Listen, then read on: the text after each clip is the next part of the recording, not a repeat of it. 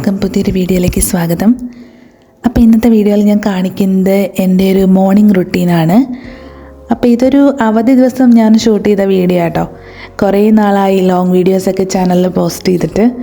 അപ്പോൾ എണീറ്റ് കഴിഞ്ഞാൽ ആദ്യത്തെ പരിപാടി എന്ന് പറഞ്ഞാൽ കാപ്പി ഇടുക എന്നുള്ളതാണ്. അത് കഴിഞ്ഞിട്ട് ചോറ് വയ്ക്കാൻ വേണ്ടിയിട്ട് വെള്ളം തിളപ്പിക്കുകയാണ്.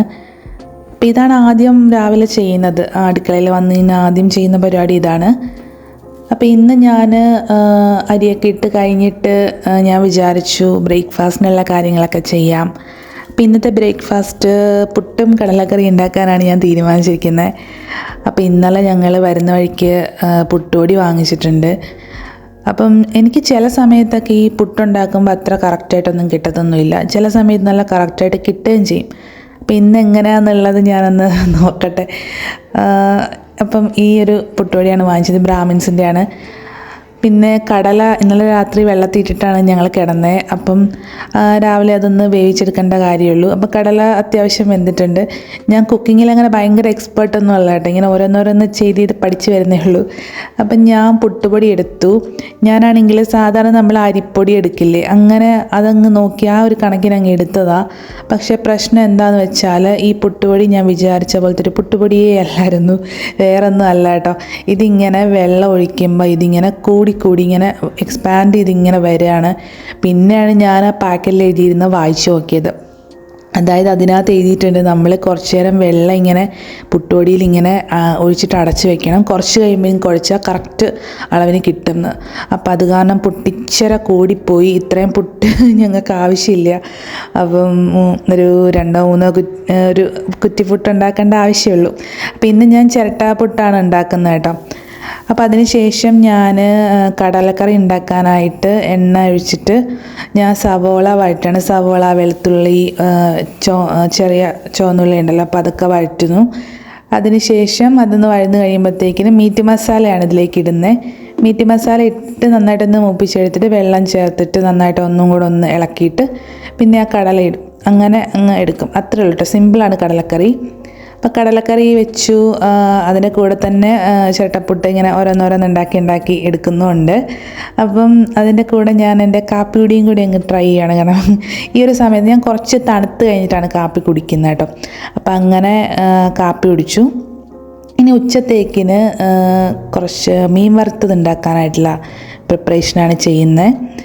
അപ്പോൾ ഞാൻ മുളക് പൊടി, മഞ്ഞൾപ്പൊടി, പിന്നെ കുരുമുളക് പൊടി, ഉപ്പ് ഇത്ര മാത്രമാണ് ഇടുന്നത് കേട്ടോ. പിന്നെ കുറച്ച് വെള്ളം ഒഴിക്കും. ചിലപ്പോൾ ഞാൻ വെളിച്ചെണ്ണയായിരിക്കും ഒഴിക്കുന്നത്. അപ്പോൾ ഇതിട്ട് നമ്മൾ നന്നായിട്ട് ഇങ്ങനെ മിക്സ് ചെയ്തിട്ട് ഇത് മീനിലേക്ക് തേച്ച് വയ്ക്കും. അപ്പോൾ ഇന്ന് മീൻ മാത്രമല്ല, കുറച്ച് മീനിൻ്റെ മുട്ടയുണ്ട്. അതാണ് ഈ കാണുന്നത്. കുറേ അധികം മീൻ മുട്ടയുണ്ട്.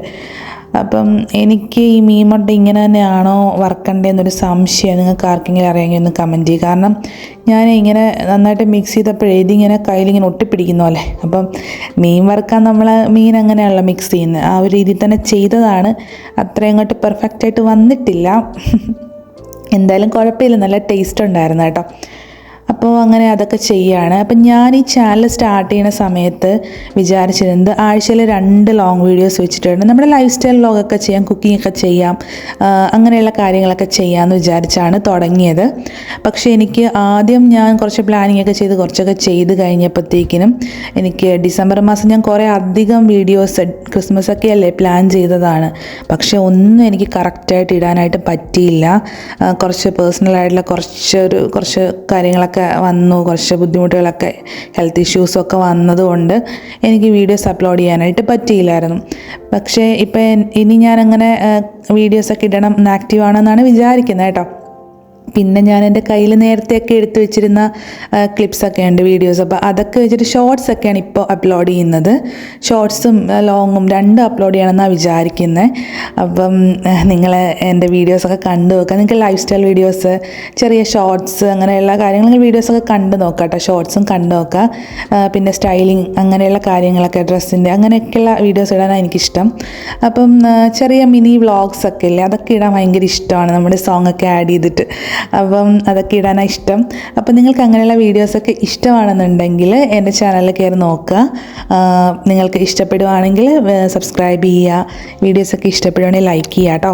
പിന്നെ ഷെയർ ചെയ്യുക. പിന്നെ എൻ്റെ ഇൻസ്റ്റഗ്രാം ഐ ഡിയും കൂടെ ഞാൻ ഈ ചാനലിലെ ഡിസ്ക്രിപ്ഷനിൽ കൊടുത്തിട്ടുണ്ട് കേട്ടോ. അപ്പോൾ അതും കൂടെ നിങ്ങൾ എടുത്തിട്ട് നിങ്ങൾക്ക് ഇഷ്ടപ്പെടുവാണെങ്കിൽ ചാനലൊക്കെ ഇൻസ്റ്റാഗ്രാമൊക്കെ ഒന്ന് നോക്കിയിട്ട് എന്നെ ഒന്ന് ഫോളോ ചെയ്യാം കേട്ടോ.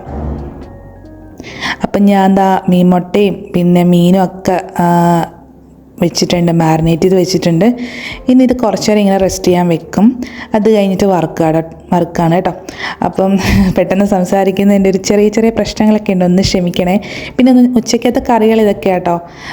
ചക്കക്കുരു ആണിത്, എനിക്ക് ചക്കക്കുരുവിൻ്റെ കറികൾ ഇഷ്ടമാട്ടോ. പിന്നെ ഒരു ചാറുകറി ഉണ്ട്, പരിപ്പാണ്. പിന്നെ നമ്മുടെ മീൻ വറുത്തതുണ്ട്. വൈകുന്നേരം ആയപ്പോൾ ഞാൻ വിചാരിച്ചൊരു ചെറിയൊരു ഫേസ് മാസ്ക് ഉണ്ടാക്കാം. അപ്പം ഞാൻ ഈ ഓട്സും പിന്നെ തൈരും കൂടെ മിക്സ് ചെയ്തിട്ട് മുഖത്തിട്ട് നോക്കാം കേട്ടോ. അപ്പോൾ കൊള്ളാൻ എഫക്റ്റീവായിരുന്നു. അപ്പോൾ അത്രയൊക്കെയുള്ള വീഡിയോ. അപ്പോൾ ടാറ്റാ, ബൈ ബൈ.